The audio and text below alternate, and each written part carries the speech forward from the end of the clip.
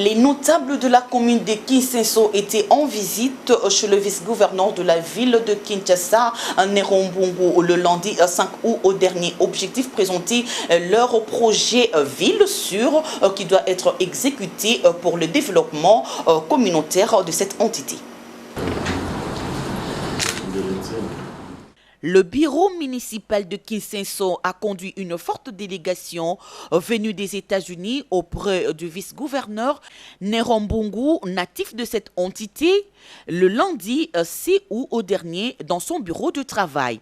Cette visite avait pour but de présenter le projet Ville Sûre qui consiste sur la création de la radio communautaire, la campagne sur le respect des droits de la femme et tant d'autres.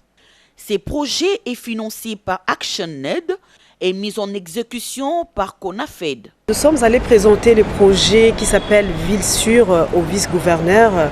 Le projet il est exécuté à Kisenso, dans la commune de Kisenso. C'est un projet qui est financé par ActionAid et mis en œuvre par CONAFED. Donc on lui a présenté le projet et les résultats que nous avons jusqu'ici.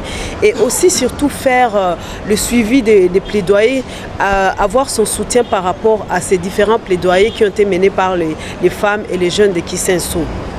En d'autres termes, ce qu'on veut faire, c'est qu'on a présenté au vice-gouverneur les grandes activités pour cette dernière année du projet. C'est la mise en place de la radio communautaire à Kisenso.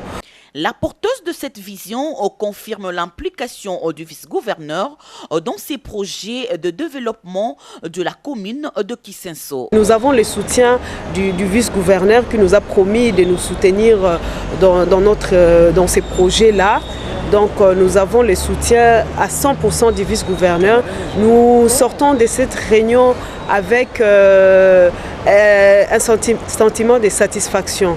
Un projet mis en place depuis 2018, ses retombées sont déjà visibles sur terrain. Le projet Ville Sûre, c'est un projet qui est mis en œuvre à Kisenso depuis 2016. C'est un projet qui lutte contre les violences faites aux femmes et aux jeunes filles. Et nous renforçons tout justement les capacités de ces femmes et ces jeunes filles pour qu'elles soient capables de demander un service qui est sensible au genre. Et quand je parle des services, c'est-à-dire avoir l'accès à l'eau potable, avoir l'accès à l'électricité, avoir accès à une bonne route. Nous formons, nous renforçons les capacités de ces femmes et jeunes pour pouvoir faire elles-mêmes les plaidoyers. Et aujourd'hui, tout justement, on a des retombées. On voit à Kisenso, par exemple, on est en train de construire la route. C'est grâce aux plaidoyers menés par les femmes de Kisenso. Elles ont demandé au ministère du Plan de désenclaver la ville de Kisenso. Et aujourd'hui, il y a la Banque arabe qui est en train de faire des travaux. Il y a la Banque mondiale aussi qui va travailler à Kisenso grâce aux plaidoyers faits par les femmes et les jeunes filles de Kisenso. La ville de Kinshasa a besoin de ses dignes fils pour sa reconstruction.